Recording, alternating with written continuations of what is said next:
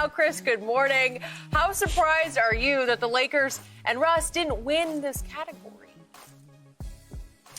I'm not surprised at all, Jen, not even a little bit, because I think that what the GMs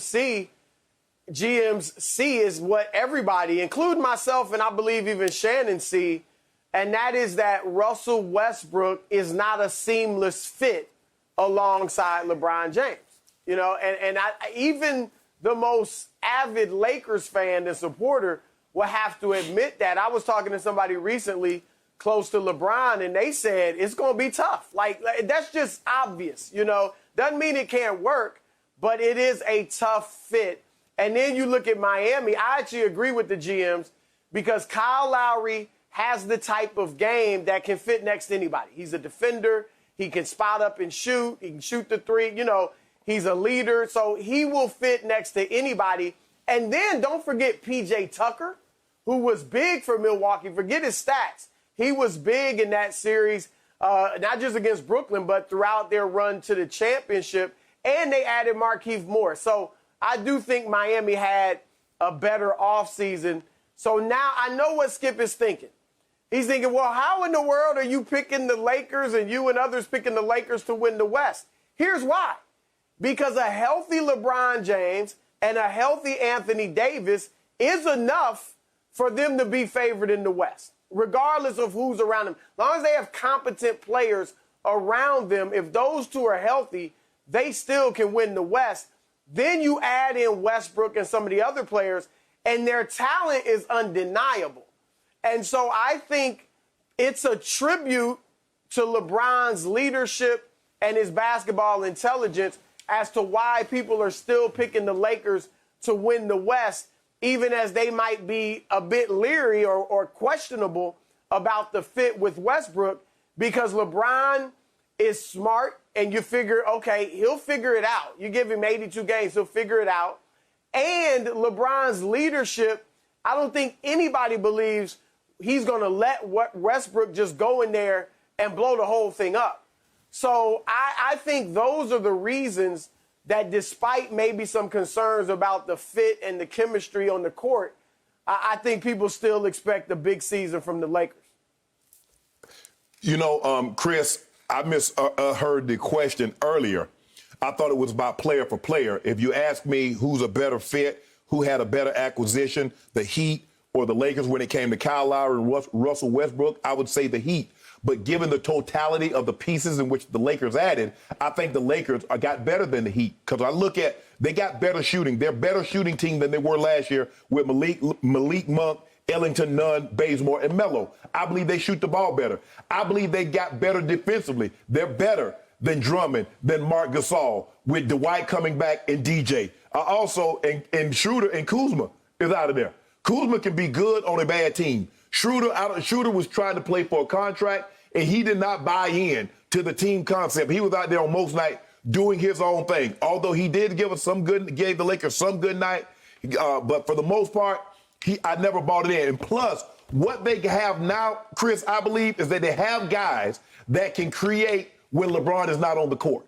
So Russell can run the offense if LeBron is off the court. Kendrick Nunn can run the offense if LeBron is off the court. And defensively, they're exponentially better than what they were last year. Gasol wasn't giving you anything. They talk about stretching the floor, and he was all hurt when they brought in Andre Drummond, and he went to the bench. Well, you should have been on the bench. As a matter of fact, I'm disappointed that they got you. I'm disappointed that I believe that you were going to add something more than what they had the year before. I was wrong. I'm willing to accept that responsibility. I should have known better. I should kick my own self in the butt. If my hip was good, I would do that. I don't hear nothing you got to say. Wait a second. So now you have come full circle from the first time, which was just 2 topics ago, that we treated this question. It's about best overall moves. And now you're saying, I'm shocked at this because I told you I was shocked because I was shocked that you weren't shocked. Yeah, I'm shocked. It's a landslide. The Heat got 47% of the vote to the Lakers only 17%. I just heard you say Russ and Kyle Lowry. So I was just thinking that's the next category. Which one player acquisition will make the biggest impact? I'll give the general managers that. But in totality, okay, I don't even think you'll give him best single player impact because It's another landslide. It's a runaway beatdown. Kyle Lowry got 77% of the vote. I'm giving you that. Russell Westbrook gets 17%. Skip, I gave you that for the very reason that I told you before. It is a more seamless fit for Kyle Lowry being in the Heat than Russ being with the Lakers. Okay, I'll give you that. But you're telling me the Lakers are going to win it all? Yeah. Well, yes. I keep telling you it's purple and fool's gold, Lakers. The totality. Purple and fool's gold. Chris, the shooting that we have with Monk and Ellington and Nunn, Bazemore and Melo, you can't tell me they're not a better shooting team than what they were last year. And they got better defensively with Dwight and DJ. We back to 2020, baby. Title. Here we come. Bubblicious. I think they protect the rim better with Dwight. DJ isn't protecting the rim anymore or rebound. I don't even think he's going to play very much. We're going to get dunked. If he couldn't play for the Nets, who need size, I don't think he's going to play much for the Lakers. Here's the other thing, Shannon, and I'm with you. I love Bazemore because Bazemore is tough. He can defend and he can shoot. Agreed.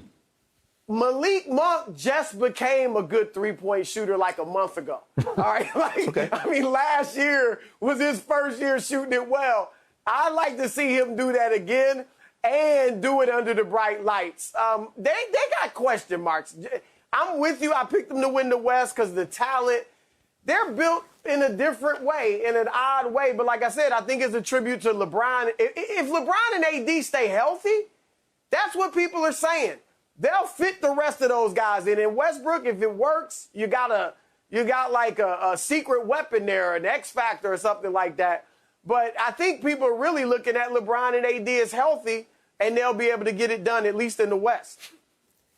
I keep trying to explain to you.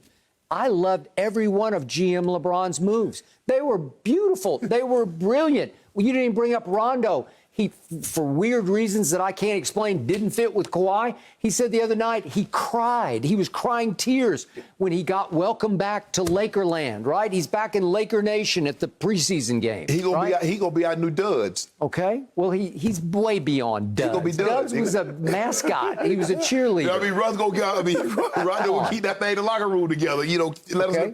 But I keep telling both of you, for all the brilliance of all the acquisitions, the GMs in the next category scream back at you, no, it won't work with Russ because they're saying Kyle Lowry is way more dependable, trustworthy. You can't trust. You say, I've been big trust. Okay, no.